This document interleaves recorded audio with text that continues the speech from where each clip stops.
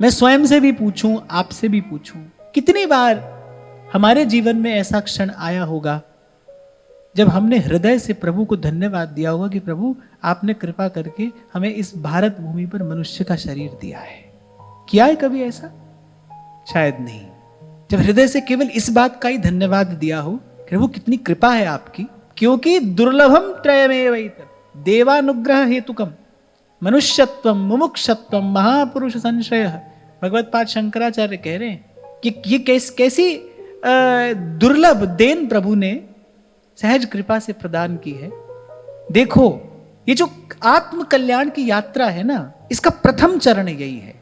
जो सबसे पहले इस जीवन का मूल्य समझेगा वही आत्म कल्याण का प्रयास करेगा, वही पुरुषार्थ कर पाएगा। जो सबसे पहले जीवन का मूल्य समझेगा कि कितनी मूल्यवान वस्तु प्रभु ने कृपा करके मुझे दे दी है।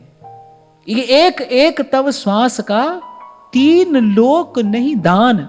कबीर कह रहे हैं ना, जागन की कर चौंप रे मन सोया क्या करे, और जागन की कर चौंप हरदम हीरा लाल है गिन गिन गुरु को सौंप। सबसे पहली बात यह है, साधक जीवन का सबसे पहला गुण, सबसे पहला लक्षण यही है कि उसको जीवन का मूल्य पता हो कि कितनी मूल्यवान वस्तु प्रभु ने मुझे दी है। और मूल्यवान ही नहीं, अमूल्य, इसका कोई मोल नहीं है। एक एक तव श्वास का 3 लोक नहीं दान।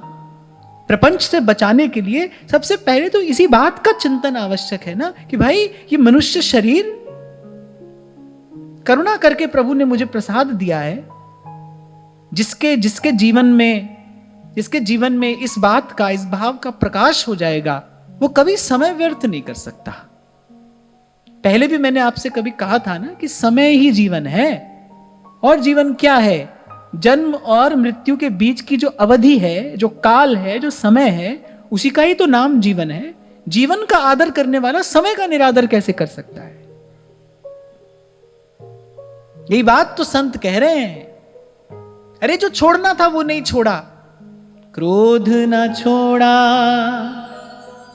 मोह न छोड़ा, क्रोध न छोड़ा, मोह न छोड़ा, हरि का भजन क्यों छोड़ दिया रे मन, नाम जपन क्यों छोड़ दिया। अच्छा, मीरा, सूर, कबीर, तुलसी, नानक, रैदास, इन सब ने जब जब भजन की बात की ना, तो नाम जप पर ही बल दिया है। नाम जपन क्यों छोड़ दिया? एक नाम जप ऐसा है कि आपका मन हो न हो, लगे न लगे, पर नाम जपत मंगल दिसी दसहूं।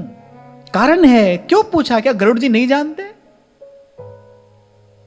आपको क्या लगता है जिनके पंखों से सामवेद की ध्वनि प्रकट होती है, वो गरुड़ जी इतनी सी बात नहीं जानते होंगे कि सबते दुर्लभ कवन शरीरा?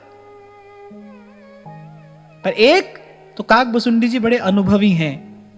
महादेव यही कहकर तो उनकी स्तुति करते हैं। बहुकालीना, बड़े पुराने हैं, वो बड़े अनुभवी हैं। एक वृद्ध व्यक्ति का आदर क्यों होता है? क्योंकि उसके पास जीवन का अनुभव अधिक है। जीवन का अनुभव व्यक्ति को समृद्ध बनाता है। उसके पास अनुभव है, इसीलिए तो बड़े बूढ़ों का सम्मान किया जाता है ना, क्योंकि वो अनुभव में बड़े हैं, उनके पास जीवन का अनुभव है। तो गरुड़ जी ने पूछा, भाई अनुभवी व्यक्ति से भी सुन लो। गरुड़ जी ने ये बात तो आपको और मुझे सुनाने के लिए पूछी है। जो भी प्रश्न गरुड़ जी ने पूछा है वो सब जानते हैं, आप और मैं सुन लें। इन 2 महापुरुषों की, इन 2 महाभागवतों की वार्ता से आपको मुझे कुछ प्राप्त हो जाए, आप पर मुझ पर कृपा करके।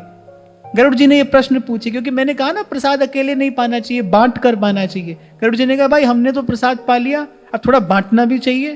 तो इनसे कुछ ऐसी बात पूछे जिससे जनमानस का मन मानस शुद्ध हो जाए।